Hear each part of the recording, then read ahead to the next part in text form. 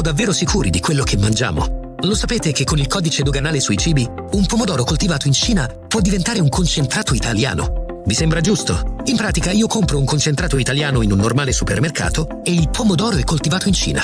Ma è assurdo! Cosa c'è di italiano? Fermiamo il falso cibo italiano. Basta truffe. Qui si gioca con la salute delle persone. Coldiretti e campagna amica Nuoro e Astra vi invitano alla raccolta firme per abolire il codice doganale sui cibi. Firma la petizione in tutte le sedi Coldiretti e i mercati di campagna amica. Per mangiare genuino, per stare meglio.